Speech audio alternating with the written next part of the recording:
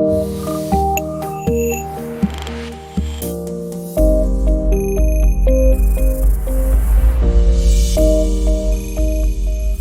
right, guys, it's 5 o'clock Eastern Standard Time, so let's get rolling. Welcome, welcome, welcome. Kevin says you have to love math. If you love math, you have to be crazy. There you go. All right, so happy Monday, fellow educators. Welcome, welcome. If you are a first timer to the Learning Liaisons and this is the first event you ever attended, whether coming to a webinar, signing up for a course, whatever, let us know in the chat box real quick. If you're a first time person, give us a yes or a first time or whatever is easy for you to type. Remember, we're not grading grammar here in the Zoom room, so you can type as fast as you want. All right, so, well, look at that. Awesome, awesome, awesome. So welcome, welcome, welcome. If you haven't heard of us before, now you do. We are the Learning Liaisons. Myself, my name is Dr. A. Hopefully that looks a little bit like me. I even got the same shirt on. And there's Anderson on the right. Anderson's our math director here at the Learning Liaisons. He heads up all of our math courses. You know, whether it's Praxis Core Math, high school math, middle grades, whatever, elementary math. He's the man, and he's also our learning development director. So he'll talk a little bit more about himself a little later on. My name is Jason Ampel. I'm the founder and owner of the Learning Liaisons, and I also do author some of the courses on our website as well. Quick, I'm not going to bore everyone about myself, but I taught 10 years in the classroom, 10 years at the University of Central Florida. I am a professor of education in the College of Education there, so all of the pedagogy, all that stuff to train teachers. I've worked with master level teachers, a couple of doc classes, and a lot of undergrad. Taught middle school world history and then high school psychology. And I started this company back in 2013. And in 2014, we started doing what you're seeing here, test prep. And for teachers for the state certification exam. So we started out in Florida. And over the last year, we've branched out to Praxis, hence the webinars and courses we're offering. And we've helped almost 7,000 teachers pass their exam since 2014. So you guys are in the right place. Thank you. We're thankful you found us, and now we're going to get you on the right path towards completing your journey of certification with ease, especially when it comes to math. All right. So before we begin, a couple of quick housekeeping items so everybody understands. I'm sure some of you guys already texted me questions. I'm going to answer all of them right now. So good news is that we're recording this. So we don't charge for webinars. We don't charge for recordings. The recordings for this session is actually going to go on our YouTube channel tomorrow. So with that being said, I'm going to give you in a minute when we get to the next slide an opportunity to subscribe right now so you can get notifications of that. So this is going to go on our YouTube channel. You can ask questions. This is interactive. And when Anderson takes over in a little bit, he's not going to sit there and just talk for an hour and 15 minutes. He's going to give you questions. You're going to go back and forth. Ask away. However, if they're off topic, save them to the end. So write them down. A lot of people, if you throw them in the chat box, it's going to get lost. So write them down if they're off topic. And at the end, we'll stop a little early. And if we have some time, Anderson will tackle those questions. But if we run out of time and we have to sign off because we have a 7 o'clock event too, we'll give you our email addresses at the end and you can email us any questions that we don't tackle. Okay. We're going to go about 75 to 90 minutes. So the goal is to go to about 6:30. This webinar, to answer someone's questions earlier, this webinar alone is not going to help you pass this exam. I don't know how many skills are on Praxis, Anderson. How many skills on Praxis? Approximately? In Praxis, there are 15 21 skills over 3 categories. All right, so we got a lot of stuff, and obviously you can't teach that all in an hour and a half. Even if in one day you can't do that. But we're going to get you started on the right path here today. So we got some numbers for you. These are real numbers. When it comes to GK Math, first attempt success rate, 55%. But if you're taking GK, that means you have to take the essay, ELS, and reading too. So according to the DOE, only 39% pass all 4 of those on the first shot. That's just math right there. When it comes to Praxis, we're in the low 60s. So it's not that you guys can't do it. We just have to put you in the right direction and learn the strategies and attitude and skills needed to pass. So we're going to help you here. We're not selling you study guides. We don't make study guides. They're honestly one of the big reasons why a lot of people fail, because it's not about memorization on these exams. It's about having strategies, having the concepts covered that needed to be for success. And we're going to do that through video and help you here today. Make sure you have your camera out. I know maybe a couple of you guys are using a phone. That's fine. but most of you guys are probably on a laptop or a desktop. Make sure you have your camera ready because you're going to need it here in a second, and you're definitely going to want to take some pictures if there are any aha moments that Anderson wants to show you there. But you're going to need that camera in a second, so make sure you have the phone out and your camera open and ready to go in a second. Also want a little plug here because what we're going to do at 7 o'clock, if you guys want to join us, every Monday night we do a live PD stream for free, and we stream that through our Learning Liaisons YouTube channel.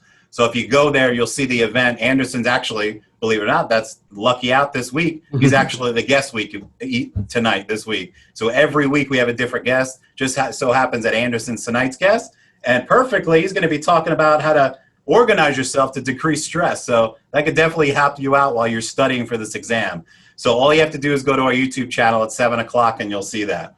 All right, so here it is. Take that camera out. This is my first challenge to you guys. All I want you to do is open your camera up, point it at that QR code. Don't take a picture. Just open it, point it at the QR code, and it's going to open up a page where it's going to have our YouTube channel to click to subscribe. Go ahead and do that now. And if you already subscribed, obviously you can't do it again, but I'm going to give you guys 60 seconds. Go ahead and subscribe now. We've got a bunch of our old Core Math and GK Math webinars on there, a lot of math videos with Anderson on there. So you definitely want to take advantage of that. And also you'll get notified when we upload tonight's webinar for you too. So once you go ahead and subscribe, go ahead and put yes in the comment box. I'll give you guys 60 seconds to do that. All you got to do is point your camera at the QR code. It'll pop open a page for you with a button. There's a lot of different social media channels on there. You actually want to check that one, Anderson, out. Anderson, check that one out too if you want. I did something pretty cool there. It might impress you even if you hold your phone up to that. Oh, you mean using a QR code like I've been preaching? No, but no, check out that one. That one's actually cool. Check what I did there. Okay. Okay. Getting fancy. There, it takes you to YouTube. Okay. And so what I should unsubscribe from you, right? Yeah, unsubscribe. Unsubscribe? Okay, cool. Actually, report me. Go ahead and report that there's inappropriate material on there. There you go. Cool. Creepy guy with beard. Cool. Got it. All right, so let's get rolling. So everyone here obviously wants to pass their certification tests, especially math. But let's be honest, you're dealing with these ridiculous tests by your state that are not indicative of your teaching skills nor your intelligence. So first, that's more important. You need to get over that hump, because especially people who have failed these exams before, they kick themselves in the butt. They think they're not smart. They want to change careers, change majors. No, they're not indicative of how smart you are or great of a teacher you will be.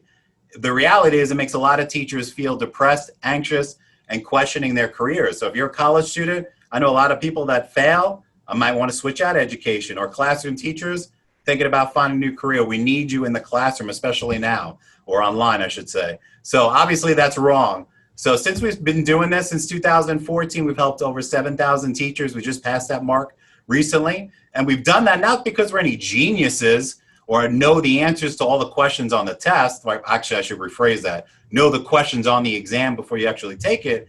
It's because we differentiate ourselves very importantly from any other resource. We care about you and we follow you through your journey. So we email you, we've got Facebook groups, we've got all this cool stuff to help you. That's the key here. It's about support. You guys deserve it. We're going to give it to you. So we understand the pain because we've been through it ourselves. I've been through these exams. Anderson's been through these exams. We are not just random people that want to throw stuff out there to just give it to you guys and take your money, right? We're here to help you. So here's what we need to do about it. It's very simple. You need to follow along today, soak it all in. You don't have to write everything down because you're going to get the recording, okay? You need to follow along, ask questions, soak it all in, and then practice what we model here today. And there's a reason why we need to do it. It's very simple, because if you don't, here's the reality. If you don't, you won't be able to keep your job, get your job, or if you're a college student, keep going in your college of education. And we don't want that to happen. We want a good thing to happen, right? Like this. We want you to have that passing sign for us. So if you want a good thing to happen, I want you to type a capital YEP in the comment box. Go now. If you want a good thing to happen, look at that. That was fast. No delay on that one. Awesome, awesome. You guys are in the right place. Here we go. So who's ready to start clearing up the math confusion on your certification test? Like this guy. Oh, yeah. All right, so let's learn them some math. We're going to turn it over to Anderson, and I'll be back on the end to hook you guys up with some cool things. Man, that's a lot of activity. That is a lot of activity there. So, hey, what's going on, everybody? Welcome to our session here. I'm going to go ahead and switch over my screen right now. Perfect. All right, so just double checking really quick that everybody can hear me all right. I want to make sure that we all can hear me so that there is no delay in anything at all today. So, perfect. Thanks, guys. Appreciate it. So, good evening, everybody. I know it's Monday. I know you guys are taking time out of your schedule to be here, especially to really make that leap into the next phase of your career. So, with that said, I'm going to take a brief moment just to explain who I am. That way, you're not sitting there looking at me, some virtual meeting like I'm supposed to know what I'm talking about, right? So the thing is, my name is Anderson. That's my first name. I am the Director of Mathematics, Learning, and Development here at the Learning Liaisons, and proudly so for the past about 2.5 years. And I keep saying it every single time, and it's really been a blessing to be part of this team and help other teachers help students out, because at the end of the day, my philosophy is that students are diamonds and every single student should be treated as such. And they can't be treated as such if they are constantly going through substitute teachers. And so that's my firm belief as an educator. I believe that every student has an opportunity, should have the opportunity to become the person that they want to become. And that starts with you, the teacher. So a little bit about me. I do have a master's degree and a bachelor's degree in mathematics education, both from UCF, the University of Central Florida, the only school that I believe is worth going to, at least when you compare them to a certain school that's out west. So really quick, can I get anybody to let me know if they've been to UCF, if that was their school, and if not, no worries. But yeah, UCF is that school. So if you have ever gone to USF, that school out west, you can exit the session now, but everybody else, you're good to stay. So a little bit more about me. Go Knights, Tina. Go Knights. So with that said, some of the things that I've worked on over the past few years, no, not shade, that's just a fact. So some of the things I've worked on over the past few years, I've worked on the SAT, I've worked on the GRE, the FTCE, Praxis, AP Calculus. I was a former AP Calculus teacher, and more recently, the ASVAB, the military entrance exam. So I've been doing these things, again, not as a business person or entrepreneur, but just simply as someone who just loves to see other people succeed. So I'm glad that you guys are here. I really am, because you're going to get a lot of great things here. And I want you to understand that if you have a question, you have a right to ask it. All right. If there's something that I said that was confusing, there is no problem with going into the chat box and saying, hey, could you double back for me? Because at the end of the day, we're here for you, not the other way around. You had no idea I was going to be the one presenting, but I did know that each and every single one of you here, were going to be here. So again, I just want to reiterate this. If you have a question, ask it. If you are anxious about trying a problem out, this is not the place to express anxiety. I mean, about the test, sure, but not about the practice that we're going to do. Because it's my firm belief that to learn anything, you have to read it, watch it, and do it. But if you're too timid to do it, then you're forfeiting that experience. If you're not going to try, especially here, you're giving up that experience that could push you over into a passing score. So with that said, can I get a yes if you promise to try every single problem, regardless of whether you think you can do it or not? Just give me a yes if you can, because that's really what's going to ultimately make the difference between a passing and a failing score. Seriously, this is from years of experience in helping people here, my AP Calculus kids everywhere. If you try, you make progress, clear and cut. And so with that said, let's keep things simple today. We're going to get right to the math. And so this is my signature strategy that I teach here at the Learning Liaisons in terms of handling any and all types of math problems. So I'm sure that anybody here who's had experience with Dr. A in the past, he's informed you guys of his STOW technique and other strategies that are very helpful, very helpful. Now, there is a math-specific strategy that I'm going to teach right now. It's a 3-step process, and it's called destination, plan, and follow. So this stems from a very realistic approach, a very intuitive approach. And so I would just like to borrow your attention for just a minute and a half while I explain this, and we're diving straight into practice problems. So with that said, what does it mean? Destination, plan, follow, how does it help you? Well, here's how. So think about intuitively trying to get anywhere in life. So let's say you're physically trying to get to the grocery store to buy groceries and get home, right? Typically speaking, and this is probably common sense to a lot of us, typically we don't get in our cars unless we know where we're going, right? Typically. I mean, I know there are some people that just want to get in their car and drive, but 99% of the time, we think of the purpose before we get in the car. Now, the car in this situation is the problem itself. It is the car. And a lot of us, when we see a word problem, we typically do one of two, both of these things are wrong, but we typically do one of two things. One, and give me an LOL if this is you, we might read the word problem, we might grab the numbers that we see, start mashing them together, maybe sing a Hail Mary or two, and then hope for the best. Is that you? Okay, great, right? That happens to the best of us and the worst, like it happens to everybody. It happens to everyone. And then the other thing, this is also something that a lot of people do. A lot of people, instead of just taking the numbers and mashing them together, they'll just try to run their head straight through a wall. They'll go ahead and read the word problem start to finish, all 5, 6 sentences. And then by the time they get to the actual question, they're sitting there like, what the hell did I just read? And then you get to the question and then you read back again, trying to see what the heck happened, and you're still stuck, right? That typically happens. It typically happens. But there is a solution, and it's destination, plan, follow. So let me go ahead and go through it. I see a lot of people saying, oh my God, attacked. But look, here's the thing. Here's the thing. You don't have to go about it that way, because the destination is the question. It is the question.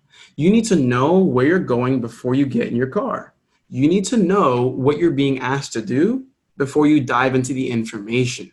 Because let's be honest, the information can be really fatiguing, right? It can be really fatiguing, especially if you have no idea why you're reading it. Think about it like this. Would you read a book that has no title, no chapter titles, nothing at all, just words? Would you be interested in reading that book? And let's be honest, that's a rhetorical question. No. We wouldn't be interested in reading a book if we didn't know what the purpose was of reading that book. Is it to sit down and just get some pleasure in reading a story? Is it to gain information so that I can apply it in life? Like, what is the purpose? And I think it's very clear to us that it's very hard to do something new if we don't know what the purpose is. So here's the strategy. Destination, the first thing you need to do with every single word problem is not read the whole thing, but understand what the question is. Understand what the result is that you want. All right, not what numerical, not what number you want, but what type of number you want. What are you trying to achieve? Like, is it, total all the watermelons. Okay, I want to add up all the watermelons. Or how old is Jerry now? Okay, I want to know Jerry's age. You need to know where you need to end up. Because once you start surfing through the information, the great thing about your brain is that it will intuitively sort out the information that you need and then discard the information that you don't. Yes or no? Have you ever done a word problem and you used a piece of information that you really didn't need to use, but you swore and you believed that you needed that information and so you got it wrong because of that? Boom. Yep, it happens. And the thing is, these people making these tests, whether it's the GK or Praxis Core, they have no mercy. They have no mercy at all. And so without discipline, you are going to find yourself in a very anxious position. And our goal here at the Learning Liaisons, our mission and our motto is to curb that anxiety and replace it with confidence. So again, step number 1, write this down if you need to, take a screenshot here if you need to. What is the question? What am I trying to figure out? What's the context? Screw the numbers, don't worry about them. It's about what the numbers mean. Because once you know what the numbers mean, and once you know what you're trying to figure out, then you can make a plan, an intuitive plan. Half the time, your brain takes care of it for you. The other time, maybe you just need to write down the given information, maybe connect some dots. Again, I'm not saying that it's going to be easy, but I am saying it's going to be easier than trying to run your head through a wall. Because once you have a plan, once you have the given information outlined from start to finish, then that's when you can calculate. Notice how I said calculate at the end. More often than not, I'm talking like at least 85% of the time, I see people go to their calculator before they actually know what to do in the question. And if that's you, can I go ahead and get a guilty in terms of using your calculator before you actually know what to do? Because the thing is, it's not supposed to be that way. You want to, again, identify the question and the context. What's going on and what am I figuring out? Then I'm going to plan out my steps. And then I'm going to grab my calculator, and because your calculator is a tool to get you from where you are to where you need to go. That's what it is. That's all it is. But a lot of us have been taught to rely on our calculators so heavily that we end up foregoing the information processing that we need to actually do to get it right. So with that said, destination, plan, follow. What's the question? What am I figuring out? All right, let's look at the information, let's set it up, and then let's calculate. Simple process, hard to implement when you've been doing it another way your whole life, but it is a simple process that if you practice with it for a couple of days, honestly, you will get into that mindset and you will be in a very good position. And so with that said, give me any sort of phrase of excitement, a let's go, or I got it, or I'm ready, if you are ready to try this out for the first time. Let's go. That's right, I love the excitement. Man, we have a lot of teachers here today. All right, Dr. A, good job getting everybody here. Wow. That's a lot of people. Perfect, guys, perfect. All right, so today's theme, we're gonna address how to tackle really any type of problem. Now, we have 3 separate skills that we're working on today, largely deal with statistics and probability. Now, it doesn't matter what type of problem we do. Destination plan follow allows you to, again, calm down, take it little bits at a time, as opposed to taking this whole thing at the same time and then getting confused and anxious. So let's go ahead and get right to it. We're gonna do this first one together, and then I'm gonna allow you guys to try the next one and next ones on your own. But let's go through this one together.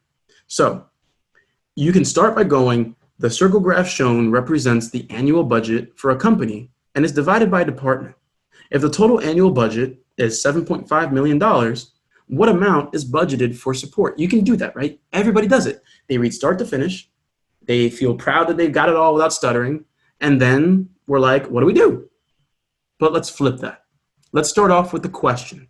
The question states, if the total budget is, that's actually not the question. The question is, what amount is budgeted for support? All right, that's right there. What amount is budgeted for support? I'm gonna zoom in on that to help us all see it. What amount is budgeted for support? That is all I care about right now. Because everybody, in that green highlight, could you give me, maybe in caveman speak, 1 or 2 words that we care about only in that green highlight? Give me 1 or 2 words that are just crucial. Look at that. We're all saying the same thing. Amount and support. Amount and support. Amount. Look at that. You intuitively know how to apply destination plan follow. You already know how to do it. You just never heard of it broken down in this way, and that's cool. So we want the amount for support. That is all we care about, ladies and gentlemen. Amount and support. So here's what the next step is. Now that I know that this problem is asking me to figure out something about amount and support, I'm going to go back into the problem and surf for the information that is about amount and support. That's all I'm going to do. So let's go through it. The circle graph shown represents the annual budget for a company and is divided by department. The total annual budget is $7.5 million. So amount, look at that annual budget. That is an amount that's actually there too. And we see that we have a total budget. So amount, $7.5 million. So we start with a total being $7.5 million. We start off there. Okay, I'm just writing down my information because it wasn't blaringly obvious to me. So I see a total is 7.5 million. We want support. And the thing is, have we gone through all of the information yet, everybody? Yes or no? Have we gone through all of the information? And if no, why? What are we missing? That's right, the graph.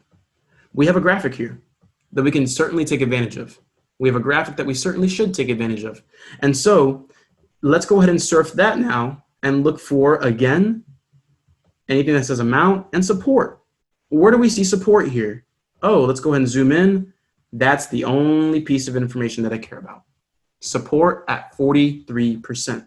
So support equals 43%. But remember, we're not looking for a percent. We're looking for an amount. Again, very clearly here, we're looking for an amount, not a percent. So let's go ahead and reconvene here and say, hey, look, we have 43% for the support, which is part of what we're looking for.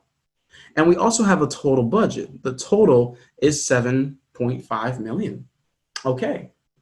So if I'm going to try to think about this intuitively, I'll let you tackle it for me. Everybody, what do you think we should do?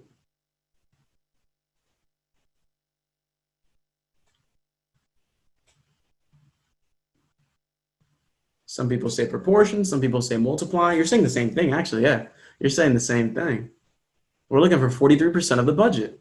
Yeah, exactly. And there's multiple ways we can do that, and I'll show you both ways. The first way is the direct way, the way that a lot of us have been taught, which is if support is 43% of the budget, right? So support is 43% of the total budget. This translates to, let me grab a different color here. I'll grab orange. This translates to my answer, or support. I'm just writing that again. Support equals 43% of the budget. Now, if we're going to translate this, everybody, the word of here means to do what? 43% of means to, that's right, multiply. Great job.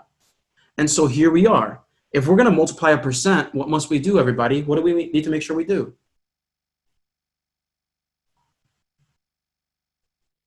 Sandra, close. Not exactly fractions. You're very close, though. We just need to convert the percent to a, that's right, a decimal, everyone. We need to convert the percent to a decimal. And so the way that we do that is we just move the decimal place over 2 times to the left.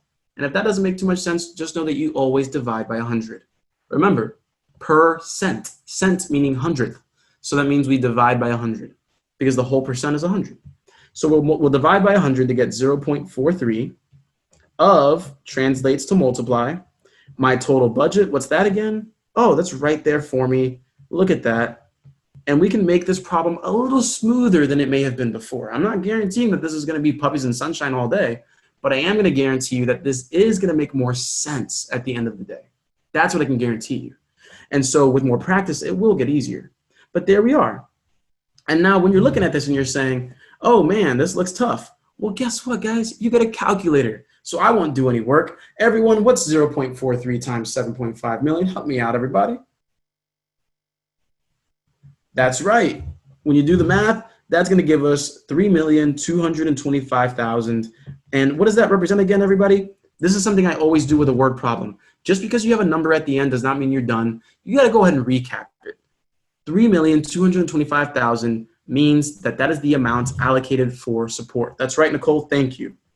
This is my budget for support. And now we can be very, very confident here that we got the right answer. We can be very confident here. But everyone, yes or no, do we see the virtue of starting with the question first so that we don't get mixed up with all of the information? Now, this was a smaller problem, and we're going to get a little more complex. But the fact of the matter is, discipline is everything. In life and in math and in whatever discipline you're going to teach. If you can teach a strategy that stems from conceptual understanding and not memorizing some procedure, that's how we can find our success. So a quick pause before we move on to the next question here. Anybody here take the test or, do their practice tests over and over and over again, hoping to, see the same problem, hoping, like, oh yeah, I saw that problem before. I know how to do it. And you feel great that you got it right, even though you have no idea how you got it right. Yeah, we're going to stop that. We're not here for that. We're not here to, try to get it right or wrong. It is more important that you try to understand why you got it right or wrong. I'm being very serious here. I care about you guys and I want you to succeed. And I want you to think about it in this new paradigm shift here. We are not trying to get problems right or wrong when we practice. That's test day. On test day, we want to get it right or wrong. When we are practicing at home or wherever we are, our sole purpose and our only goal is to understand why we're right and why we're wrong. That is it. That is it. Because it's not about getting one right. It's about knowing you can get the next one right. That's what this is about. So with that said, I want you guys to try out the next one on your own.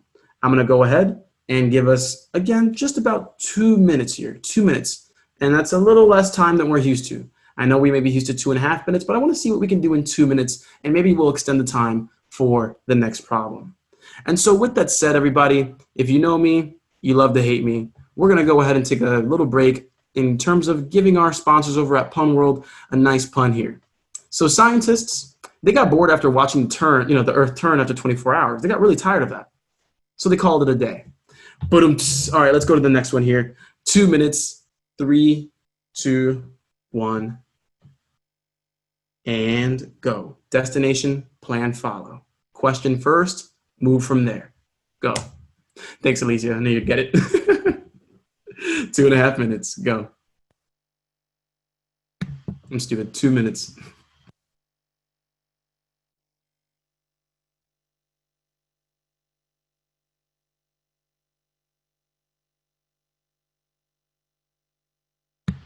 And when you're ready, type ready into the chat box. Don't reveal your answer. Simply type ready.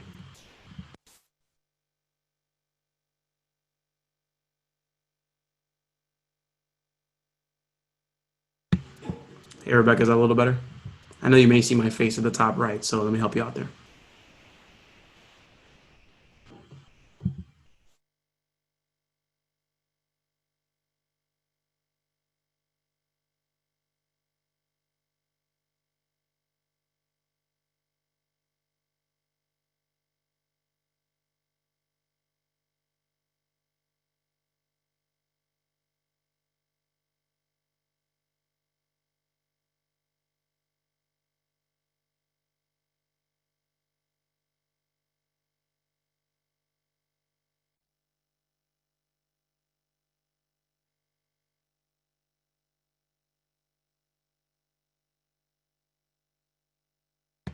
All right, we still have 30 seconds, everybody. I want you to get as far as you can get, okay? Get as far as you can get.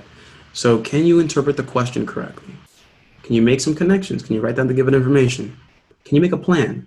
And then can you calculate? That is the goal of this. Again, I want you to get as far as you can. I don't want you to be intimidated into not starting at all. That is not what we're here for. We want to try.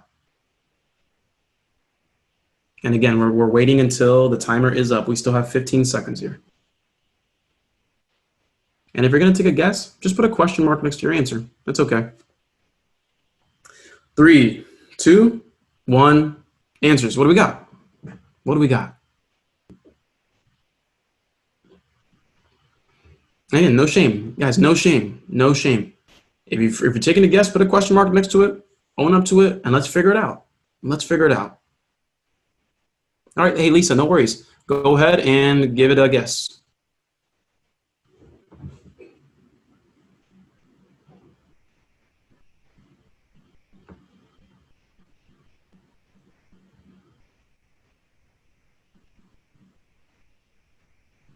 Okay, sounds good. Sounds good. Let's go ahead and get to it now.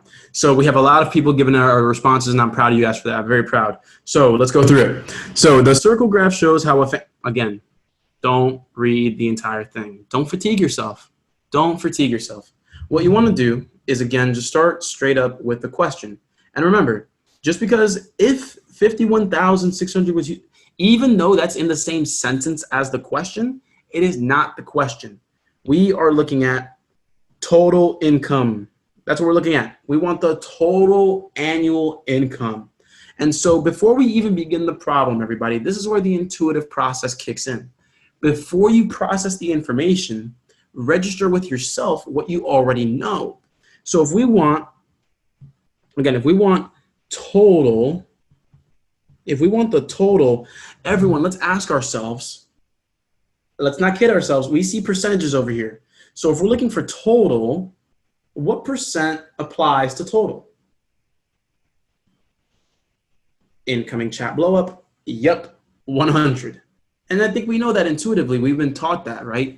Total in terms of percent means everything, which means 100%. And so we can confidently say that total is 100%. But we're not looking for the total annual percent. We're looking for the total annual income, which is an actual hard dollar amount.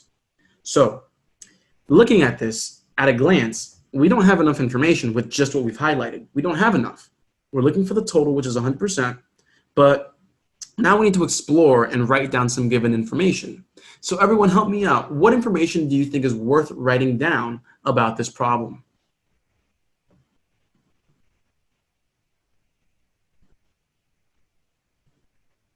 All right, so 51,600. We see 51,600. Let me go ahead and just box that in, 51,600. And okay, and that's for food and housing, right? Food and housing. Right on, everybody, right on. All right, And we say that that's 0.43, 43%. But let's go ahead and explore how we got there, because I don't want to skip over any step. I don't want anyone to feel like they're left out here. So everyone pay attention here. And I'm going to answer that question. Shwantil, I'm going to answer that in a moment. Okay, I got you. So food and housing combined. Let's go ahead and just go over to the graph here. We have food at 18%, housing at 25%. They said food and housing combined. So let's go ahead and take that and say, okay, everybody, combined translates to addition, right? Putting things together.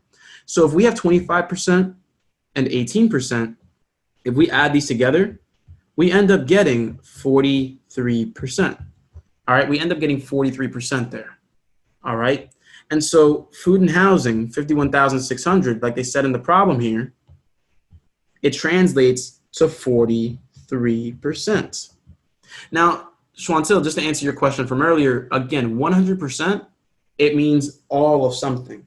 And since we're talking about total here, that's 100%. All right, just wanted to make sure that we understood that there. But here's the cool thing, gang. We're sitting here, we're seeing that 51,600 represents 43%. We see that total represents 100%.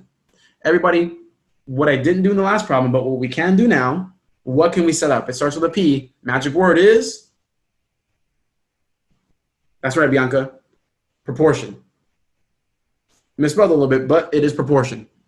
It's all good. You were just trying to be hungry and get the first one there. It's all good. I respect that. I respect that. And so, yeah, we can set up a proportion. And everybody, if you are, I guess, a little inexperienced or a little unfamiliar with proportions, there is only one rule you have to follow with proportions. Only one single rule. You have to compare the same items in the same way. Again, rule of proportions, I'm going to say it right here. With proportions, and please tell me if my handwriting sucks. With proportions, the only rule is that you have to compare the same items in the same way.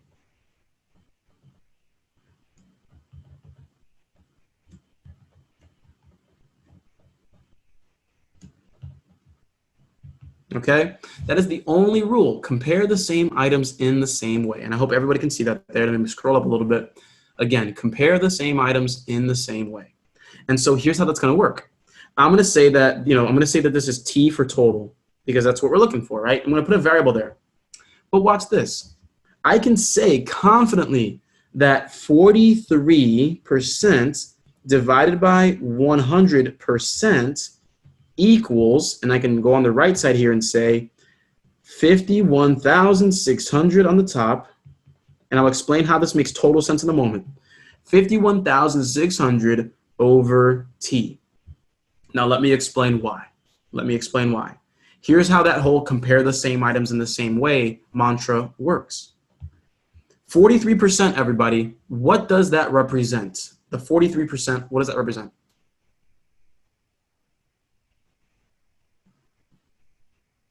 And I'll zoom out to make sure that we got the right, housing and food. So in the context of the problem, this means housing and food. All right, great. And everybody, naturally, the 100% represents what? Naturally, the 100% represents, right, the total budget, It represents the total budget. And right, Maisha, everything, the total, in all, exactly, the total annual budget. Now let's scroll over and browse over on the right side, everybody. The 51,600, we were told that that represents what?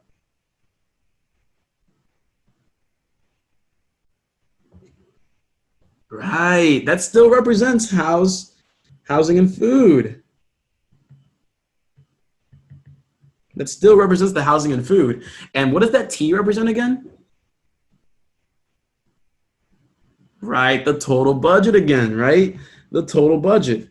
But remember, guys, this left side, percents over percents. The right side, it's dollar amount over dollar amount. Are we comparing the same things in the same way? On the tops, we both have housing and food. On the bottom, we both have total budget. So one more time, everybody. Are we comparing the same items in the same way? We absolutely are. That's right. We absolutely are.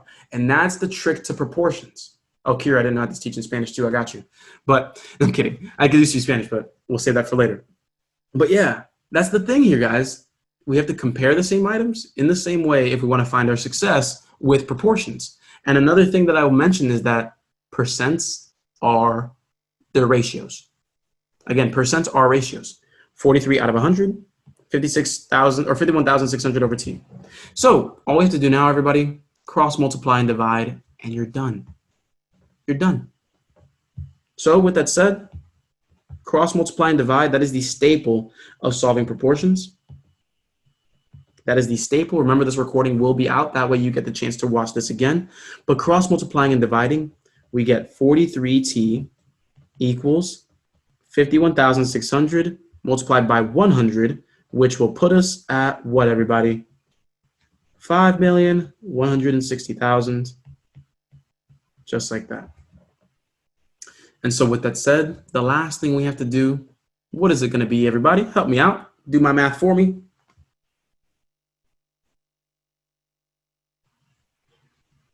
Right, divide, just divide. So the last step is just simply to divide both sides by the 43. Eliminating on the left side, it cancels out because, again, the opposite of multiplying by 43 is dividing by 43, and that's why it cancels out. And so now we're going to have t equals what?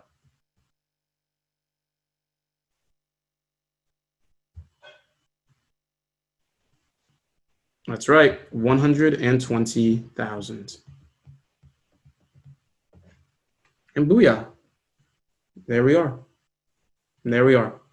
And that's what gives us B as the answer, 120,000. So let's be honest. Let's be very, very honest here. On a scale of 1 to 10, how much sense does that explanation make? And if it's a 1, be honest. I am not here to get pandered to. I simply want to understand where we're at comparatively to where we were before. That's my concern here. I want to make sure we are at least making progress from where we were. And so thanks, guys. Thanks for the honest feedback. Now, awesome, Ashley. That's right on. And so now let's be honest again. What was the hardest part of this problem for you? Was it the destination, so getting to the question first and seeing what it's about? Was it the planning? Was it understanding what connected? Or was it the calculating step, actually solving that proportion? And I saw a question up here that I'm going to respond to as well. No, so Desiree, so yeah, I love that question. I was hoping someone would ask it. So Desiree asked, hey, why didn't we turn the percents into a decimal? And the reason is because we're already looking at these both in forms of percent. So as long as we have percent over percent, we're fine. We're fine. We're fine. Because honestly, the thing is, we could turn it into 0.43 and 1, and it would still be fine. It would still turn into the same response. Because we have percent over percent, technically what happens, and this is pretty cool, technically what happens is that, I'm going to use red here, the percent unit cancels out. And so you can leave it as 43 over 100, just like the dollars cancel out. And so that's why we're just left with numbers. That's one way to view it. There are plenty of other ways to view it, but technically the percent symbols just kind of cancel out, and you're fine. And so the planning, we see a lot of people saying planning, destination, planning, right? And so that's the thing. Planning is really how you translate the English into the math.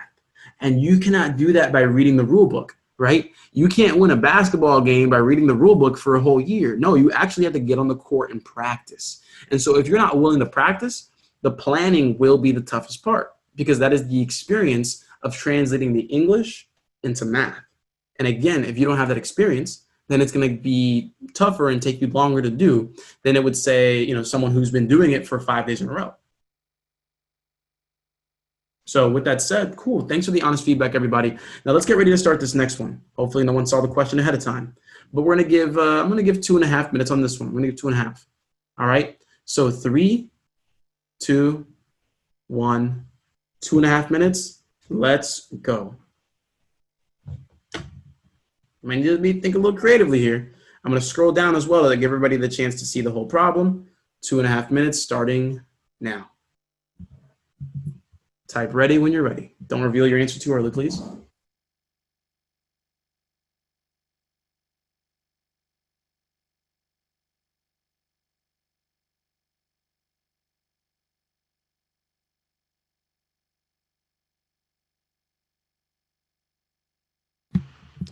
And scroll up. You can't see.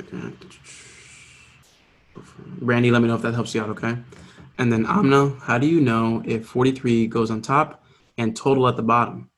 So you just have to make sure you're comparing the same things in the same way, Amna. So I could have put 100 over 43, but on the other side, I would have had to put the T first on top because it would have been 100 and T, both total. You can't mix and match. You have to put the same order. So it doesn't matter.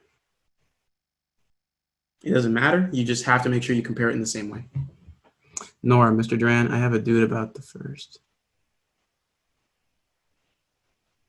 I'm not sure what you mean, Nora. If you want to elaborate on that, please. If you want to elaborate, let me know.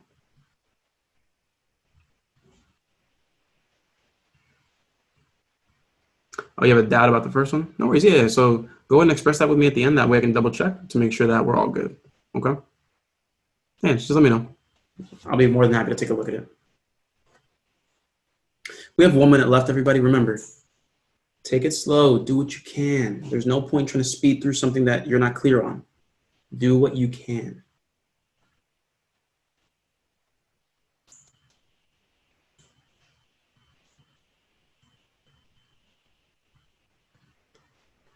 And remember to type ready when you're ready.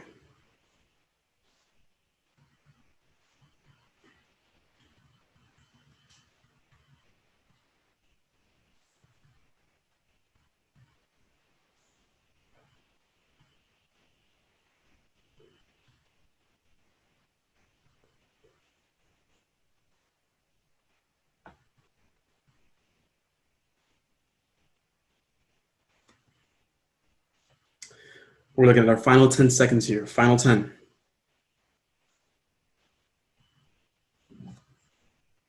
4, 3, 2, 1, 0. Let's get it. And if you're not sure, go ahead, put a question mark. It's all good. It's all good. It's all good. Put a question mark next to your guess. Because remember, on the test, you can guess. So take a guess, see how good your skills are. It's all good. And if you're confident about your answer, go ahead and be confident about it. Be confident about it. Come on. I love it. I love it. There we go. I love that participation. All right. So with that said, let's go ahead and get to it. So again, the biggest mistake, especially if you are anxious about math, the first mistake that you may make is either focusing on the numbers or focusing on reading the whole question until it makes sense. But the thing is, this is like a book. Let's read the title of the book first. Let's do that. Let's read the title first. So the title of the book is, Finding the Central Angle X for the portion of the circle graph representing football. Now, that sounds like a lot.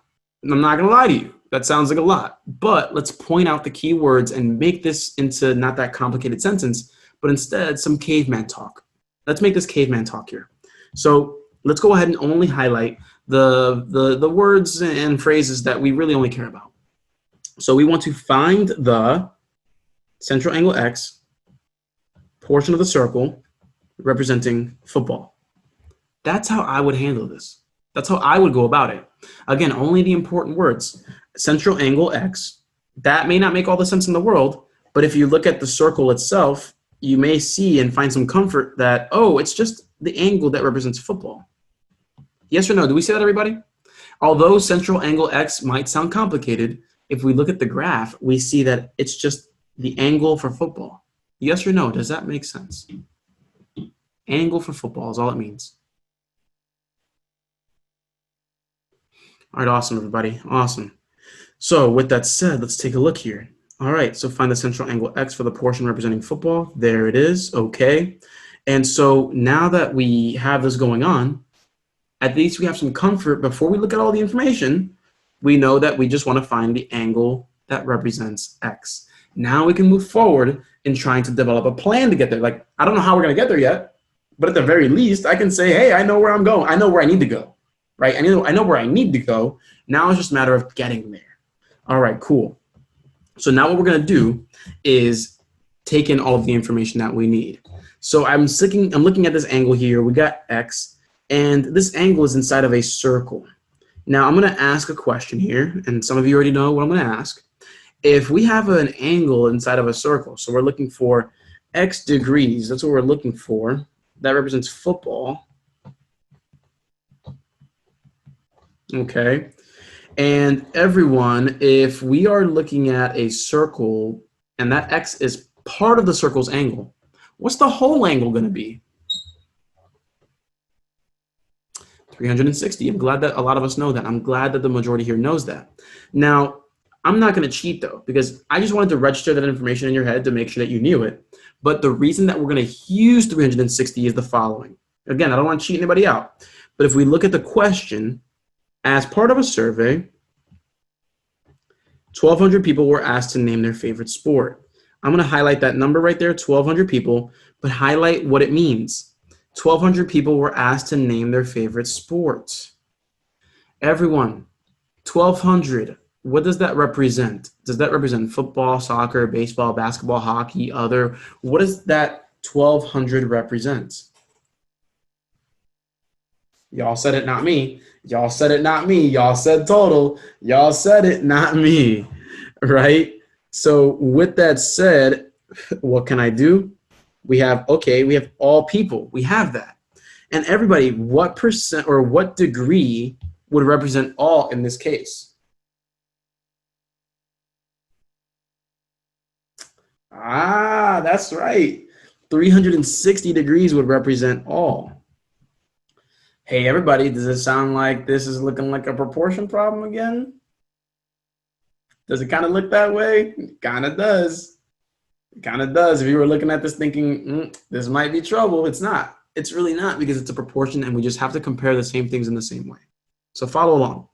Here's how we're going to handle this. Let's fill in all the numbers that we can. Football. Do we know what number represents football?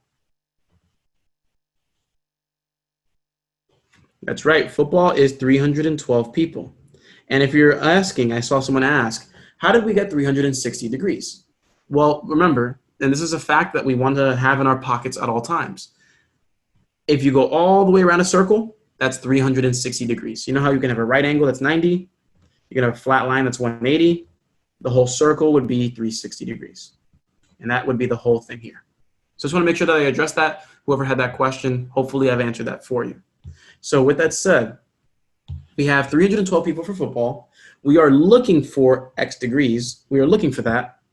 And all, well, look at this. This is degree and people. Degree. What is all people here? You're welcome, Catherine. What is all people here? That's right, 1,200. Y'all are hungry, man. 1,200. That's 1,200. That's right. That's absolutely right. And so with that said, we can create a proportion. We can create it. We can simply say X degrees, so the part that represents football, divided by 360 degrees, that would be all, equals 312, because again, if football's on top on the left side, football's going to be on top on the right side.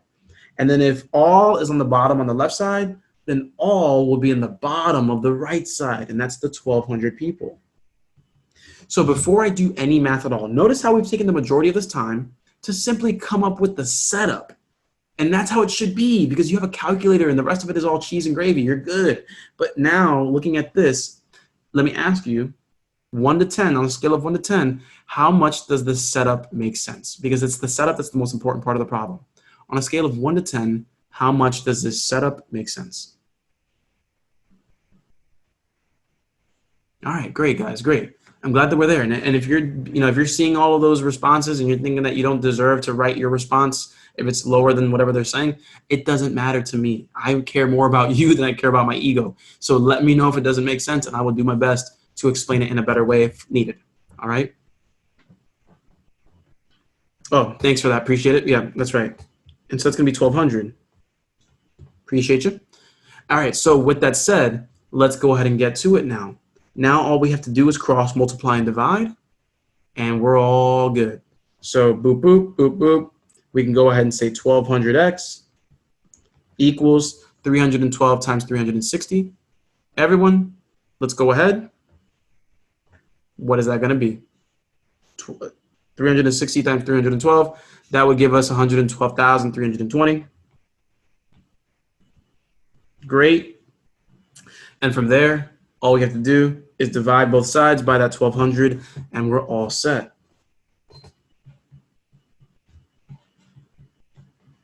And that gives us x equals just about 93.6 degrees. The reason I put degrees is because, remember, x was in degrees.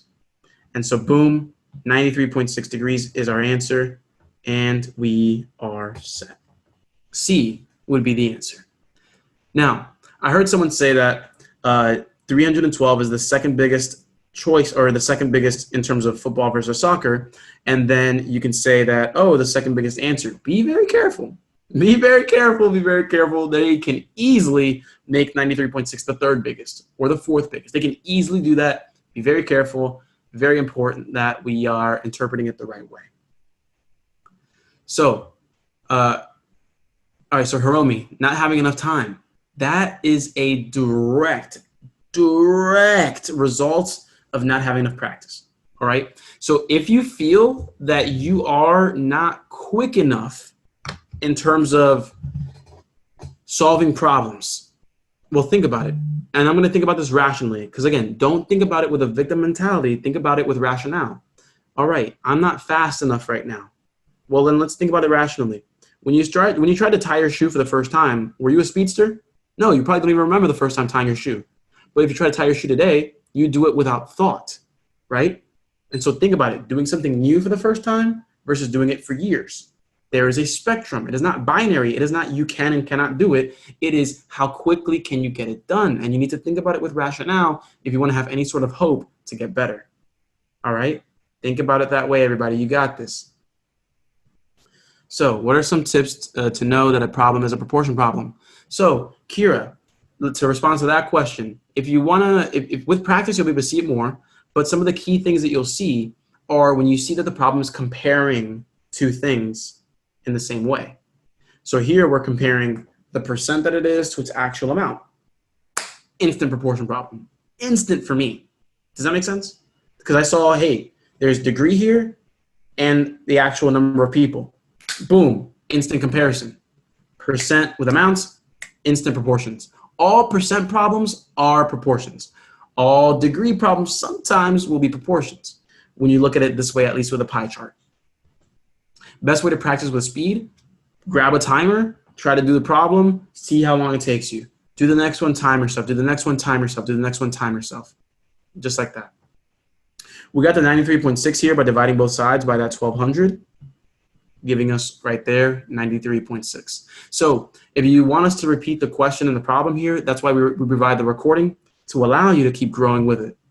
And so with that said, again, keep things simple. If you didn't believe it before and you believe it now and you forgot to take a screenshot, take a screenshot. Destination, again, you want to know where you're going before you get in the car. You want to know what the question is before you beat your head through a wall going through the information. Step number 2, plan it out. Gather the information that's relevant. Ignore what's not relevant, all right? That way you're not freaking out about those things. And then follow the plan. Angela, you may have forgotten a 0. Yeah, Angela, you may have forgotten a 0. It's all good. And so with that said, let's go into the next question here. We're going through a new type of problem. These, I'm going to be honest, I'm going to give you a minute and a half for this one. Just a minute and a half for this one. It's a little shorter. And this is not a gimme question, but if you know how to think about it the right way, you're good. If you have the piece of information that you need, you're good. So 3, 2, 1, a minute and a half. Let's get it going, guys. Go. And again, don't reveal your answer. Just type ready when you're ready. Darlene, I'll go back and look for it. I got you. Yeah, so Darlene. So in that sense, so when we're checking out that specific problem that we did before, it was very important that we notice the comparison. All right, and that's what allowed us to make the proportion. You could have also written it as a decimal question or a fraction question, but at the end of the day, it's still a proportion. And so planning it out, I mean, just go ahead and watch the video again because I can't really explain it from start to finish all over again. But it's really about, hey, look at the question first. What's the information that's related to that question? And then set it up after the fact. Now, if that proportion wasn't obvious to you, then it seems that we just need to practice proportions to be able to see it to know it when we see it. But if you drew a blank, then that means that, hey, look, we just need to practice proportions purely and we move forward from there. So I know that was kind of like a non-answer, but I hope that does give you a little bit of solidarity there.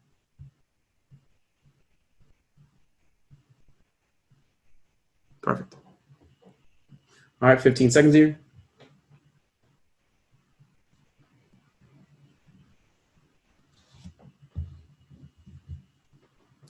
5, 4, 3, 2, and 1, go.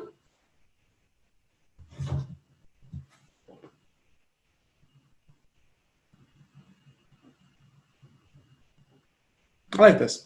I like this. We have a nice consensus here. So everyone, watch this. Watch how comical this can be. I want to read through it. Which measure gives the most common year of birth? Everyone, I'm going to let y'all take over. What's the keyword? What's the one keyword we need to see here? Ain't that nice? Most common. And if our answer choices are mean, median, mode, and range, oh, mode. Mode is the most. Everybody, did we have to read the actual first sentence to get that done? No. I want to tell you right now, there are going to be questions on the GK Math and the Praxis Core Math that you may not have to read the context for. Sometimes they're not going to have you solve for anything. They're going to have you interpret. And when you are interpreting, that means they are basically testing you on your ability to translate English into math. So there's problems where you have to translate English into math and then set it up and solve. And sometimes it's just that first part, just translating the English into math. And this was one of them. This was a low-hanging fruit, right, Nicole? Absolutely. Thank you for following Dr. A strategies, right? That's awesome. Mode means most. Yep. Mode means most. All right, let's try this next one out. Minute and a half. 3, 2, 1. Let's go.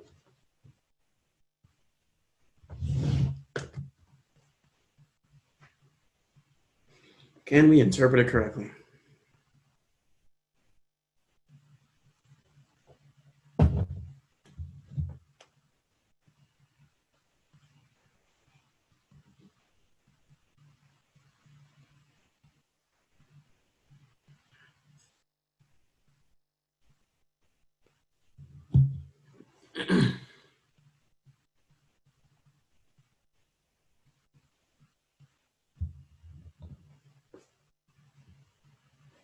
All right, so got 45 seconds here.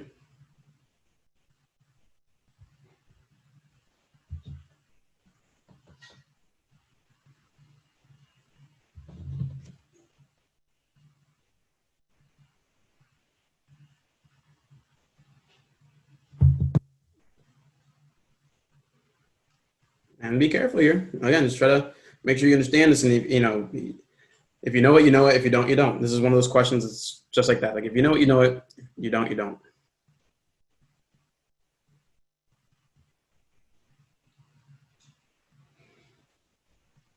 Still got 15 seconds if anybody wants to amend their answer, but go ahead and type out your answer. Don't hit enter. Just type it out and get ready because I want to see the entire thing flood. I want to crash the system. 3, 2, 1, answers, go. Jesus, oh my God. All right, so, oh, whoops. All right, we got, okay, wow, that's, okay, a lot of A's, D, A, B, D, A, oh my Lord. Good Lord. All right, sounds good, everybody. Wow, I'm having a hard time catching up with you. All right, so let's go through it. Which of the following measures could be used or should be used to summarize the data? All right, so this is a problem of interpreting a measure of central tendency. So a measure of central tendency, all that means is mean, median, and mode. All right, range is actually dispersion, but whatever. So when we're taking a look at this, the question says, which of the following, just like the last problem, summarize the data? All right, the key word there is summarize, okay? That's the key word, summarize. Now, there are actually rules to which you should pick. So if you picked A, mean, that was the most common answer, right? Most common answer, but unfortunately, you're wrong. Okay? Unfortunately, we're wrong. No worries. No worries. But I'm going to explain why. Remember, it is not about getting the question right or wrong. It's about knowing why. So with that said, allow me to explain why. Because there's no shame in getting a question wrong. It's just knowing why. Because I hope that this is going to be like a $500 response in terms of understanding why. The answer is B, median. It's going to be B. So when you look at the data, I mean, if you read the question actually, because there are times where you'll have to actually surf through the whole, the whole question. You're sitting here saying, okay, in Dr. Mitchell's class, the 10 students had the following scores on the last semester test, and these are all the scores. Now, everybody, what jumps out at you when you look at the data here? What jumps out at you? Only 2 people? Only 4? There we go. That's enough people. Well, a lot of us saw 82. A lot of us saw that 82 there. And when you're looking at it, you have 82 versus 134, 139, 129, 133, 148, 144, 133, 137. That's a lot of hundreds, right? That's a lot of hundreds. But then you see an 82. Everybody, what do we call that in statistics?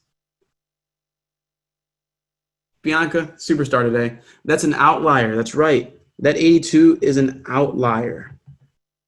That is an outlier, an absolute outlier. And so let's be very clear here. I want everybody to pay attention and take notes because this is so important, because this can get at least one question for you right on the test. I promise you. Because look, when you are trying to summarize data, there are 2 cases, okay? There are 2 cases. Case 1 is all of the data is bunched up together, or all of the data is seemingly uniform, quote unquote. So all the data basically is bunched up together. That's how I say it in English. Or you can say that the data distribution is uniform, okay? So case 1, bunched up or uniform. That's the mathematical word, uniform, okay? I like teaching in English, okay? I like teaching in English, but sometimes, you got to get technical. Uniform data means it's bunched up together. All right, and case 2 is there's an outlier present. There's an outlier in the data. So these are the 2 cases that we normally see when it comes to, again, summarizing data. And here's the issue. Here we see an outlier. When you have an outlier, you always pick the median. Always pick the median when there's an outlier. I'm going to explain why in a moment, but you always pick the median when there's an outlier, and you pick the mean when the data is bunched up together. Where all the numbers are really close together, you're going to use the mean. Now, let me explain why. So let's suppose we're talking about a set of data that's as uniform as you can possibly get. I got you, right? Let's go ahead and go as uniform as you could possibly get. Let's say we're doing a set of data that has the numbers 10, 10, 10, 10, and 10. All right? Let's say that we have 5 numbers, all 10. And let's say we want to, quote, summarize the data. Let's say we just want to generally speak about the data. That's what summarize means, right? We just want to generally talk about it. So if I'm looking at this 10, 10, 10, 10, 10, everybody, the mean, if they're all 10, the mean is going to be what?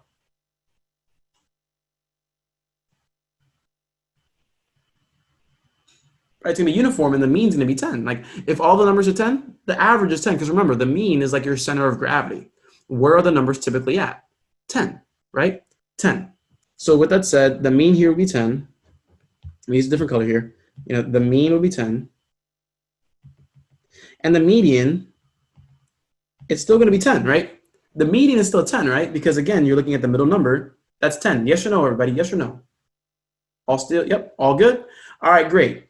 Great, great, great. Now let's go ahead and just, kind of kick this thing right in the face, and let's change the numbers up. Let's just switch things up, and let's go ahead and do 10, 10, 10, 10, and 100. Maybe 1,000. Let's put 1,000 in there. Screw it. Let's go ahead and put 1,000.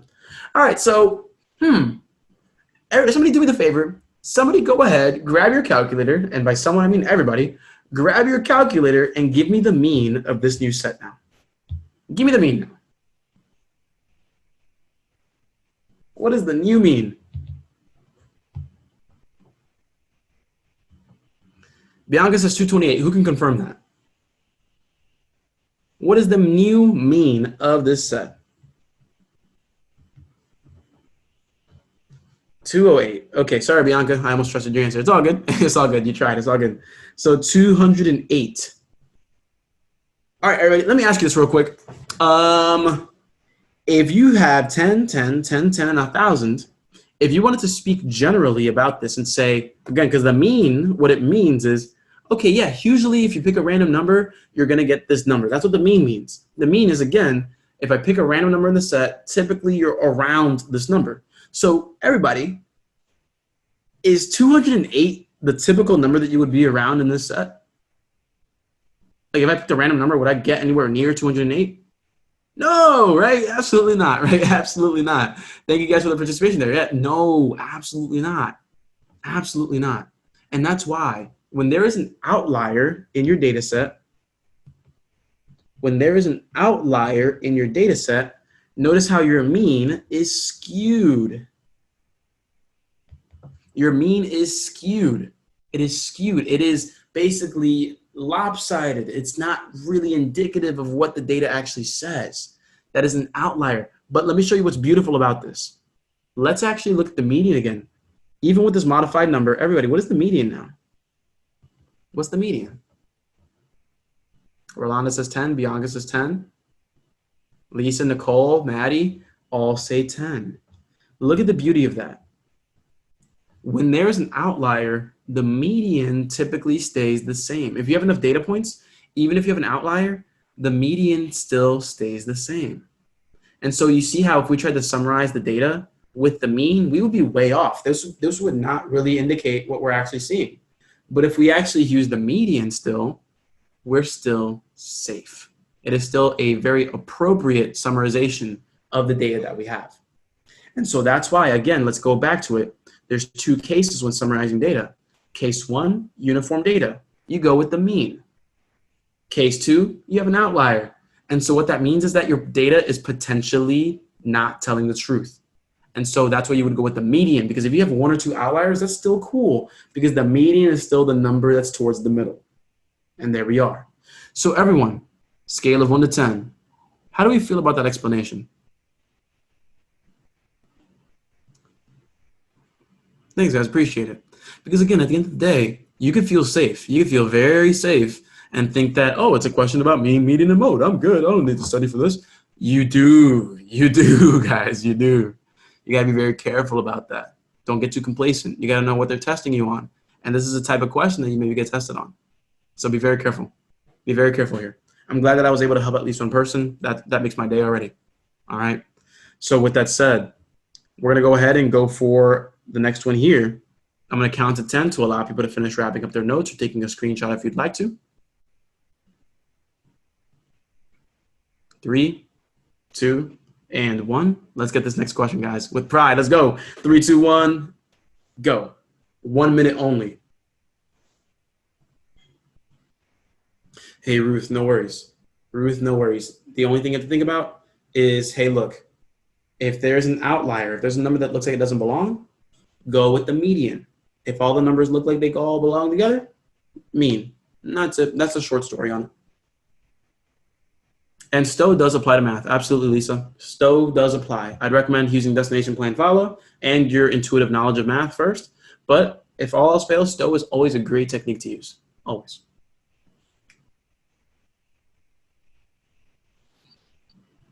Yeah, no worries, Lisa. 20 seconds here. Come on, we got this, gang. We got it.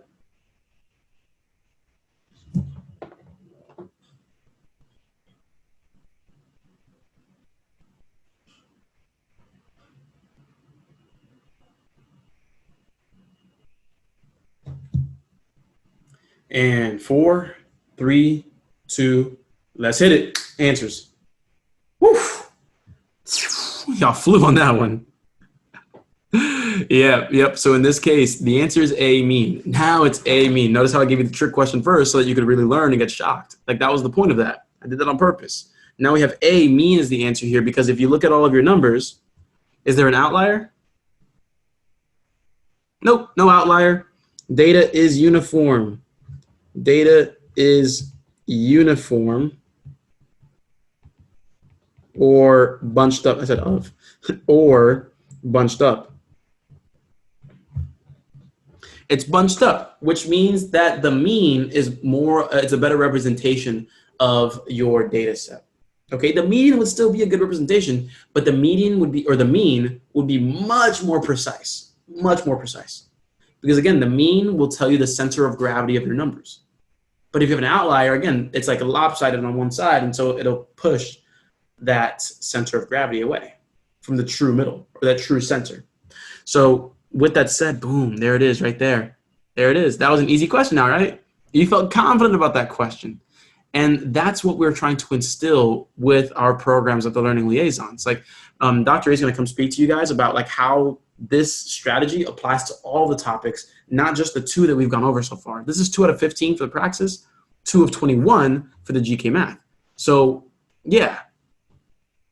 All right, let's go ahead and try the next one out. Oh, sorry, not the next one out, but this is where we are. Keep things simple. Now, we do have another set of questions here, but the thing is, I need to just take these last 3 minutes to reiterate destination plan follow, okay? The thing is, again, you are not gonna succeed if you do not have a strategy. You ever hear the phrase, like, you have to plan for success? Like, success doesn't happen by accident? That's true for everything, like in your math tests, whatever you're doing in life, your job, whatever it is, in relationships. Like, the success doesn't happen by accident. You know, yeah, maybe you can start off at first and get, have some luck with some intuitive processes or some honeymoon phase or whatever, but you have to put in that work to continue getting better. And so if you don't have a strategy, then you are going to limit yourself right where you can get to. Like, once you hit that plateau, that is your plateau, and you will never get better. But the idea here is that if you apply the strategy, first, look at the question and understand the context. Then gather the relevant information and knowing what you can ignore. Like, for example, this question over here. Did soccer, baseball, basketball, hockey, or other matter? No. But will you freak out about it if you don't have strategy? Yes, you will freak out. You will freak out. And so, yeah. And so, April, unfortunately, yeah, we started at 5 p.m. Eastern time. Started at 5 p.m. Eastern time. But that's the idea, everybody. You got to keep things simple for yourself and allow your brain to think intuitively. If you're not allowing your brain to think intuitively, if you're not having any sort of strategy or discipline, then anxiety will take over. There is a void if you don't have discipline. And so the anxiety takes over, you freak out, make mistakes, and you have a bummer thinking that it should have been one way when you never set yourself up to succeed in the first place.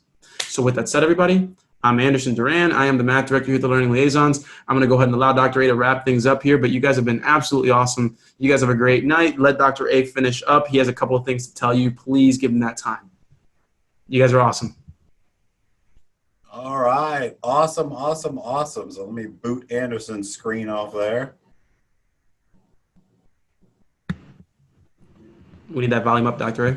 Oh, am I muted? No, we can hear you. You just sound far away. Oh. Well, there we go. I had it going, and then I messed it up. There we go. 2, 3.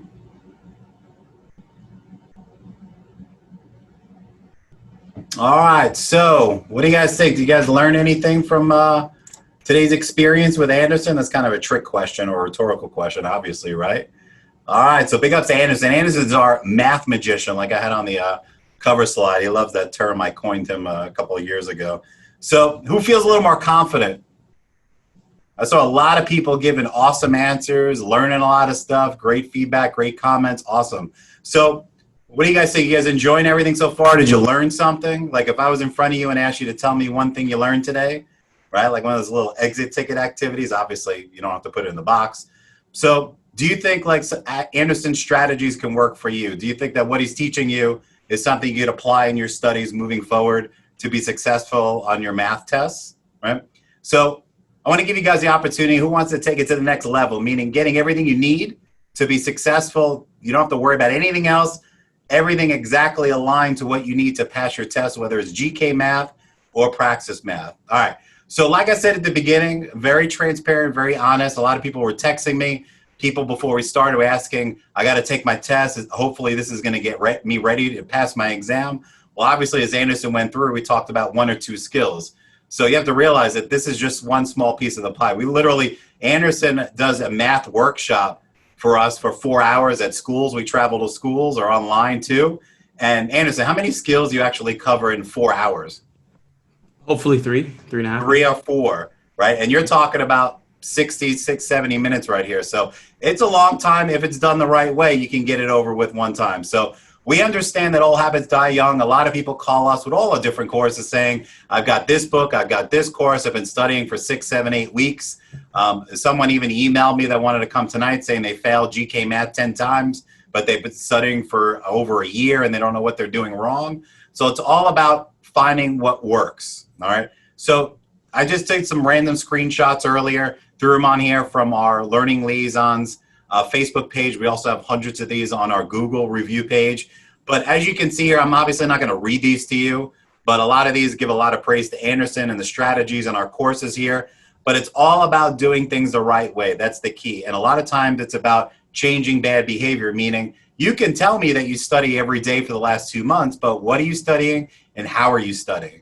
That's the key. It's about doing things the right way the first time to minimize that stress. So what we're going to do here is we got to get ready for our 7 o'clock session. So what I'm going to do is I'm going to do something very special for you guys. We do a lot of specials when we do webinars. So obviously, if you don't want any extra help and you're good with tonight's session and that's it, you're free to go. But what we're going to do here right now is I made a special secret link, and it's on the screen here. It's real hard to forget, right? It's called www.webinarspecials.com. That's going to take you to a secret page on our website that's not advertised.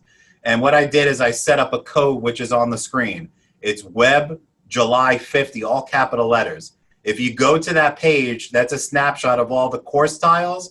Whether you're here for GK, Praxis, doesn't matter. That code will save you 50% until through Friday at midnight off anything. So if you want to do Anderson's Praxis Math Bootcamp, Anderson's GK Math Bootcamp, you want to get access to a lot of our live GK Math workshops, there's a course there for that, all of that stuff. Now, if you have to do other subtests, like for our Praxis folks, you need writing or reading or maybe high school math, you can use that code for that too. GK folks, if you need all 4 subtests, you definitely want to take advantage of that code and get our bundle. That gives us Anderson's course, my essay course, our reading course with our reading specialist Sarah Hall, and our ELS bootcamp with Samantha Schaffner, our ELA director. So for our GK folks, everything. We got subject area exam reviews, everything. So I'll address your questions here. Someone asked for the math channel. Unfortunately, not for the math channel because we priced that really cheap because we wanted to create something that's affordable for people. It's $20 a month. You could use it for a month or 2 and cancel, or you can subscribe. And that's where I'm going to get you the special gift. So you ready for the special gift? Anybody who signs up for anything today with that code I just gave you, let me back up. The code WebJuly50, you sign up for anything. I don't care if it's a $20 course or a $200 bundle. I'm going to give you access for 2 months for free to our video channel. So I don't know if Anderson mentioned the video channels, but we have 2 video channels that are not on our website. They're not on the website. Okay, there's links on the website to them. They're right there. If you take your phone and you point the camera and that QR code for each of them, it's going to pop it open. So, look at that. My bad. Look at that. I'm always good for one mistake, Lisa. Thanks for pointing it out. The one on the left is GK. I forgot to change the picture. My bad. Hey, I make mistakes. I'm human too, just like you guys. So let's pretend the picture on the left says Praxis, right? Excuse me, it says GK. So if you scan the QR on the left, it's going to take you to GK. There's 400 practice problems. So just like Anderson did here today with you, 400 times, all the different skills. Same thing with Praxis. There are over 200 questions on there, okay? So left is GK. Yeah, my bad. I'm embarrassed now. There's my one mistake. Left is GK. Right is Praxis. I'm going to give it to you for free if you sign up for any courses on the website. You got to use that code, though, so I know that you use the code, okay? So if you have any questions, let me know. So anybody who signs up before midnight tonight with that code, I am going to give you 2 free months access to your math channel. So if you're a GK person, GK channel, Praxis person, Praxis channel, and I'll send you an invite to those once I check those codes tomorrow who registered. So once again, that's the special link that's going to take you to the discount page, webinarspecials.com. That's the Learning Liaisons website, but it's a special page. I made a URL so it's easy to remember. Okay, I'll answer some questions here for you.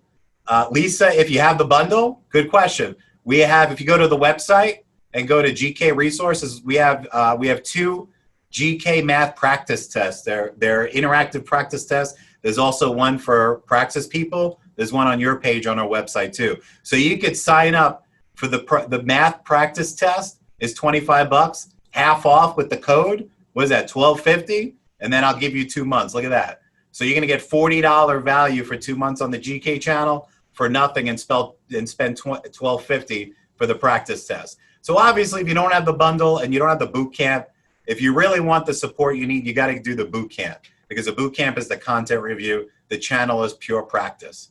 No, Rolanda, for reading, for GK reading or Praxis. So regardless of the test, we have a boot camp course for that.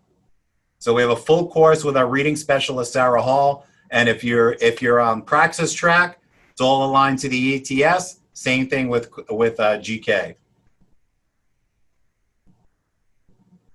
Yeah, everything for math. Yeah, Lisa, we actually have other math resources on there too. So check it out when you go to that link. Go to FTCE GK, then click the math picture, and you'll see a bunch of different stuff there. Cindy, the boot camps, it's videos. It's all video based at your own pace. I would say, I don't have the exact number for me, but I would guesstimate anywhere between 12 and 15 hours of video instruction with Anderson, broken up by the skills, and then practice questions. Jeanette, we do offer math tutoring for people who are in our boot camps. Okay, so if you're in our course and you need extra help, I can set you up with Anderson to do one-on-one. Darlene, yep, we got PK through 3 on the website. Let me make sure I answer any of these questions. Brandy says professional. I'm not sure what you mean by professional English. You mean the professional education test or an English exam? April, GK is for our Florida teachers here. That's the general knowledge test. That's the same thing as the Praxis Core, just a different name. Praxis Core is nationwide. The GK is just for Florida teachers. We do these together because it's the same exact skills that are tested. Cindy, for Praxis, you can sign every course on our website has 2 options, 2 months or a year. So I would take advantage of the 50% off and get the year. The year is only $25 more. So I would definitely take advantage of that. I'll go back to those QR codes here if you guys, and remember the left side needs to say GK. I fixed that last night and I forgot to put the picture on there. Like I said, I'm always good for one mistake. Let's see here. Tonight's session, every Monday night, I do free streaming PD because that's my background, and I have special guests every week. So it just so happened, just by coincidence, tonight is Anderson's night. So he's going to talk about organizing your day. So we do, it's not really certification. It's not like math sessions. This is all special guests, kind of like a talk show. So we did stuff on bullying, distance learning, you know, the CDC guidelines when schools open, all kinds of cool stuff on there. And that's every Monday night, usually at 6 p.m., but we're doing it at 7 because we did this this webinar for you guys tonight. Yes, Brandonova, coupon code works for anything on the website, anything, until midnight on Friday. So you got all week to utilize it. But in order to get the free 2 months on your channel for math, it's got to be done tonight. Really? It reaches a limit? That's weird. Well, you know what? Give me a second. I'll grab the links. That's easy. I can just grab the direct links. Give me 1 second. I'll actually put it in the box here. It's real easy to remember, actually. When you pass gkmath.com, this is for my GK peeps. And for our Praxis peeps, it's whenyouppasspraxismath.com. All right, so when you pass GK Math, whenyouppasspraxis.com. That's the channel. So if you want to check them out ahead of time, so you see what you're going to get for free. And if you don't want anything else, you just want the channel, you could sign up for the channel on your own. I think I got every, my test date for math is going to be next year. Which one do you suggest I buy first? Darlene, when next year? Like early next year? To take advantage of 50%, if you're talking about the general knowledge test, I would get the bundle for a year and take advantage of that 50% off. The webinar will be on our YouTube channel tomorrow. So I put that, I put the QR code at the beginning to subscribe to the channel, but just go on YouTube, put in the search box of Learning Liaisons, and it'll come right up. It's all capital letters, Brianna. The code's got to be all capital letters. Web July 50.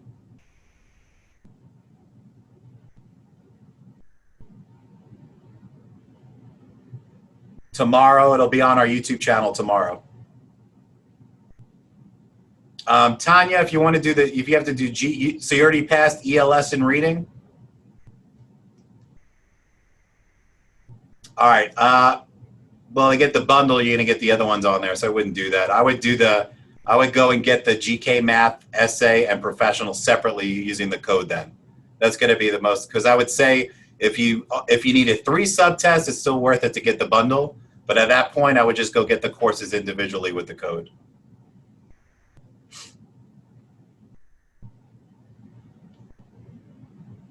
My test is in September. Ruth, which test? Are you a GK or Praxis person? All right, so you want the bundle, you want to do the GK bundle. So when you go to that special link, webinarspecials.com, you'll see right on the screen, like I'm sharing, it says general knowledge test, click on that, and you'll see a button that says bundle, and you want to check that out. That'll give you all of the different boot camps, including Anderson's. Yeah, remember that code is all capital letters. And if you guys have any questions when I close this down, I apologize I didn't put my email on the screen. I will put my personal email that goes straight to me for the business on the screen here. You can go and send an email to me if you think of any questions later on, because I'm actually going to have to shut this down in a minute because we got to get ready for our 7 o'clock PD session here tonight. Anyone gonna plan on joining? I put the link to it up above, the YouTube link. There's no Zoom room, it's all streaming. You could ask questions too as well.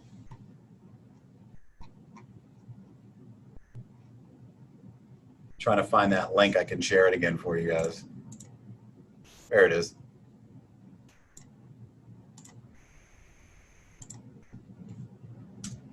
Here's a link to the YouTube. That's tonight's event starting at 7 o'clock. Yeah, Lisa, everything we do here is recording and it goes to our YouTube channel. Yeah, we don't charge for recordings or anything like that. All right, guys, so I appreciate your time. Thank you. I'm gonna shut it down now. But if you have any questions, you got my email. You can message me through the website. I'm here to help you. If you don't get something tonight, you don't take advantage of the free months, that's fine. You got till Friday, so no rush. So if you have any questions tomorrow during the week, shoot me an email, and I'll be happy to answer any questions I can for you. And if you want to ask Anderson a math question, his email is the same thing as me, but just it says Anderson at the Learning Liaison. Just put his first name and then the same ending of the email as me. So I'm going to close it down because we got to get ready for our stream session here coming up soon. So hopefully I'll see you guys there. And if you want to catch it later on, it'll be on the YouTube channel tomorrow as well. All right, so I'm going to show you how to become a little more organized during your day. I could use some help too myself. So I'm going to close it down, guys. Have a great rest of your day. Have an even better week and an awesome weekend, and I will talk to you soon.